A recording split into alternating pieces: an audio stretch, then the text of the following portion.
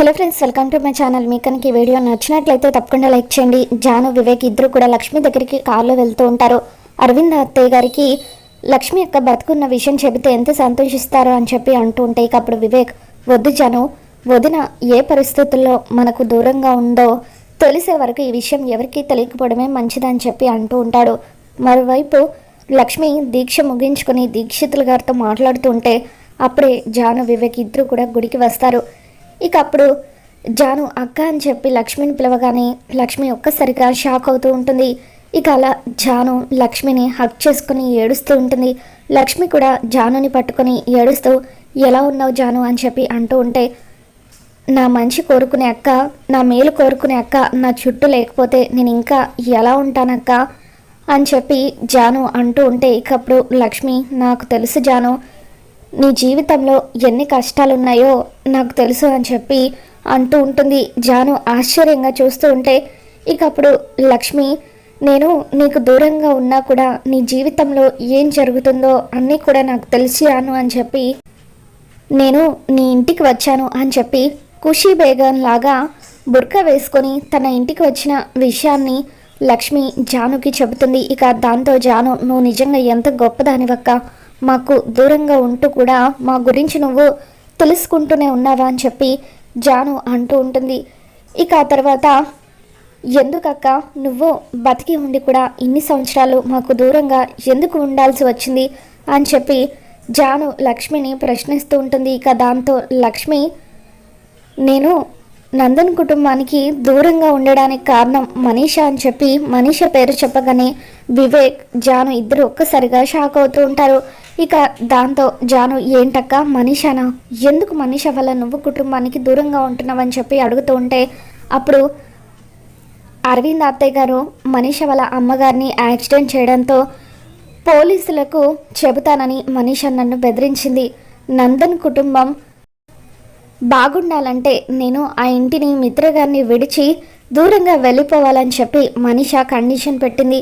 అందుకే నేను కుటుంబం నుండి దూరంగా వచ్చేసాను అని చెప్పి ఇక అలా లక్ష్మి జానుకి చెబుతూ ఉంటే, ఆ మనీష ఎంతకు తెగించిందక్క, నిన్ను బావగారిని అన్యాయంగా విడదీసింది అని చెప్పి జాను అంటూ ఉంటుంది. అయినా ఆ మనీష ఇంత చేసినా కూడా ఇంకా తనని ఇంట్లో ఎందుకు ఉండనిస్తున్నారు అని చెప్పి జాను అంటూ ఉంటే, ఇక అప్పుడు వివేక్, పరోక్షంగానో ప్రత్యక్షంగానో మనీష వాళ్ళ అమ్మగారు చనిపోవడానికి పెద్దమ్మ కారణం అని చెప్పి పెద్దమ్మ చాలా గిల్టీగా ఫీల్ అవుతుంది. అందుకే మనీషా గురించి ఇంకా ఈ విషయాలేవి అన్నయ్యకి చెప్పలేదు. పైగా ఒకప్పుడు అన్నయ్య మనీషాని ప్రేమించాడు.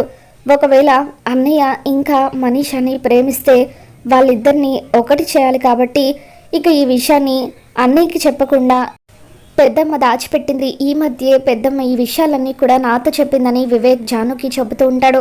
అయినా నువ్వు ఆ మనీషా కోసం ఇల్లు విడిచి వెళ్ళిపోయి బావగారికి దూరంగా ఉండడం ఏంటక్క, పద ఇప్పుడే బావగారి దగ్గరికి వెళ్దామని చెప్పి ఇక అలా జాను అంటూ ఉంటుంది.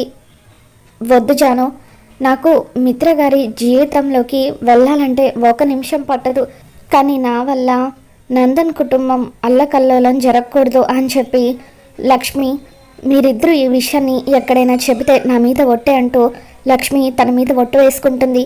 ఇక దాంతో జాను, వివేక్ ఇద్దరు కూడా అలా కన్నీళ్లు పెట్టుకుంటూ లక్ష్మి వైపు చూస్తూ ఉంటారు.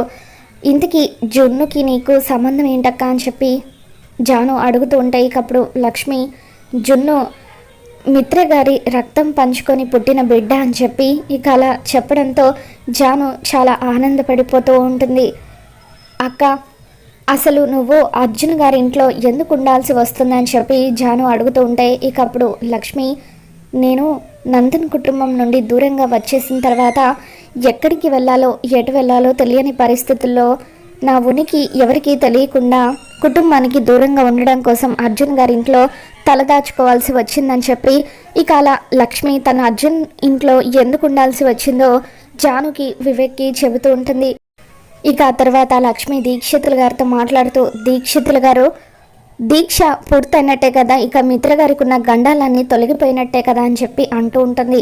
ఇక దాంతో దీక్షితులు గారు, పూర్తయినట్టే, కానీ చివరిగా నువ్వు ఒక పని చేయాలి లక్ష్మి, హోమంలో విభూతి తీసుకువెళ్ళి నువ్వే మిత్ర నుదుటున పెట్టాలి. కంకణాన్ని మిత్ర చేతికి స్వయంగా నువ్వే కట్టాలి, అప్పుడు మాత్రమే దీక్ష చేసిన ఫలితం దక్కుతుంది అని చెప్పి దీక్షితులు గారు అంటూ ఉంటారు. అలాగే దీక్షితులు గారు తప్పకుండా మిత్ర గారి నుదుటిన బొట్టు పెట్టి ఆయన చేతికి కంకణాన్ని కడతాను అని చెప్పి లక్ష్మి అంటూ ఉంటుంది. మరోవైపు మనీష చాలా దీర్ఘంగా అరవింద గుడిలో ఎవరో ఒక అమ్మాయి చేసిన పూజ గురించి చెప్పడాన్ని గుర్తు చేసుకుంటూ ఉంటుంది.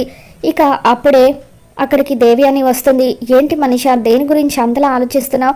ఆకాశం భూగోళం తలకిందులైతే ఎలా సరిచేయాలా అని ఆలోచిస్తున్నావా అని చెప్పి అంటూ ఉంటే, ఆ రెండు తలకిందులైతే సరిచేయడం ఈజీయే ఆంటీ, కానీ మిత్ర మనసుని సరిచేయడమే కష్టంలాగా అనిపిస్తుంది.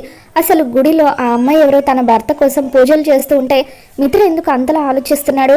అసలు మిత్ర మనసులో ఏముందో ఇన్ని సంవత్సరాలైనా నేను తెలుసుకోలేకపోతున్నాను.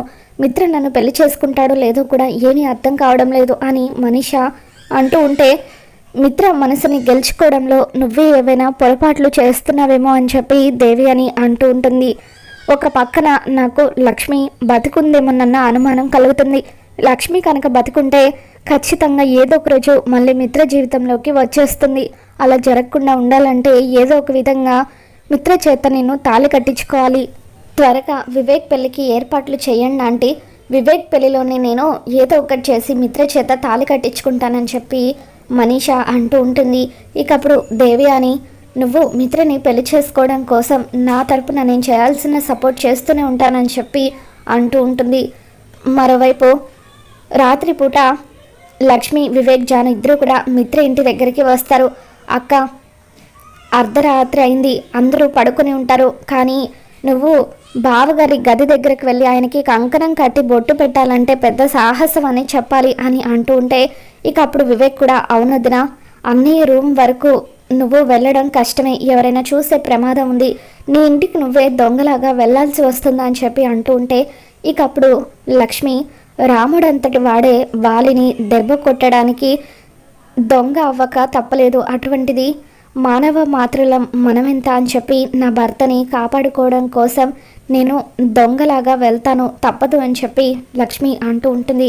ఇక దాంతో జాను, అక్క నేను కూడా వస్తానని చెప్పి అంటూ ఉంటే, వద్దు జాను, ఇప్పుడు నేను చేయబోయే తప్పు వల్ల నా మీద నింద పడాలి, కానీ ఒకవేళ దొరికిపోతే నువ్వు కూడా నా వల్ల మాటలు పడాల్సి రావడం నాకు ఇష్టం లేదని చెప్పి వివేక్ జానుని ఇంటికి పంపించి వచ్చేసే అని చెప్పి అంటూ ఉంటుంది. దాంతో వివేక్ జానుని ఇంటికి పంపించేసి వస్తాడు. ఇక ఆ తర్వాత వివేక్ లక్ష్మితో, వదిన లోపల ఎవరైనా ఉన్నారో లేదో ముందు నేను వెళ్ళి చూసి నీకు చెబుతాను, అప్పుడు నువ్వు లోపలికి వద్దు కానీ అని చెప్పి అంటూ ఉంటాడు. సరే అని లక్ష్మి బయట వెయిట్ చేస్తూ ఉంటుంది. వివేక్ లోపలికి వచ్చి ఇక చుట్టుపక్కల అంతా చూస్తూ ఉంటే దేవి అని, రే వివేక్ ఏంట్రా ఈ టైంలో ఇక్కడేం చేస్తున్నావని చెప్పి అంటూ ఉంటుంది. ఏం లేదు మామ అని చెప్పి వివేక్ అంటాడు. అయినా నువ్వేంటి మామ్ ఇక్కడున్నావని చెప్పి వివేక్ అంటూ ఉంటే, ఏం లేదు, నిద్ర పట్టడం లేదు, భోజనం కూడా చేయలేదు, అయినా నువ్వేంటి ఇలా అర్ధరాత్రి వరకు తిరుగుళ్ళు తిరుగుతున్నావు, ఈ మధ్య నీకు రెస్పాన్సిబిలిటీ ఉండట్లేదని చెప్పి దేవి అని మందలిస్తుంది. సరే పద డిన్నర్ చేద్దామని చెప్పి దేవి అని అంటూ ఉంటే, మామ్ నేను ఇప్పుడే వస్తాను, తలుపు వేయలేదు కదా, నువ్వు ప్లేట్లో భోజనం పెడుతూ ఉండు అని చెప్పి వివేక్ లక్ష్మి దగ్గరికి వచ్చి, మామ్ ఇంట్లోనే ఉంది వదిన, అందుకే నువ్వు అన్నయ్య రూమ్ వరకు వెళ్ళడం కొద్దిగా కష్టమే, ఒక పని చేస్తాను, నేను మెయిన్ ఆఫ్ చేసి ఇంట్లో కరెంటు పోయేలాగా చేస్తాను, నువ్వు త్వరగా అన్నయ్య దగ్గరికి వెళ్ళి బొట్టు పెట్టి కంకణం కట్టేసి వచ్చేసేయని చెప్పి అంటూ ఉంటాడు. దాంతో లక్ష్మి సరే అని చెప్పి అంటూ ఉంటుంది. చూడొదిన, ఒకవేళ మన ఇంట్లో మాత్రమే కరెంటు పోయి చుట్టుపక్కల అంతా కరెంటు ఉంటే ఇంట్లో వాళ్ళకి అనుమానం కలిగే అవకాశం ఉంది, అందుకే నువ్వు చాలా స్పీడ్గా అన్నకి కంకణం కట్టి బొట్టు పెట్టి వచ్చేసాయని చెప్పి వివేక్ అంటూ ఉంటాడు. ఇక అలా వివేక్ మెయిన్ ఆఫ్ చేయగానే లక్ష్మి మిత్ర గదిలోకి వెళ్తూ ఉంటుంది. ఇక అలా చీకట్లో ఎవరో వచ్చినట్టుగా అనిపించడంతో దేవి అని, ఎవరది అని చెప్పి ఇక అలా గట్టిగా అరుస్తూ ఉంటుంది. మరి రాబోతున్న ఎపిసోడ్లో మిత్ర లక్ష్మిని చూస్తాడో లేదో మళ్ళీ మన ఛానల్లో తెలుసుకుందాం. వీడియో నచ్చినట్లయితే తప్పకుండా లైక్ చేయండి.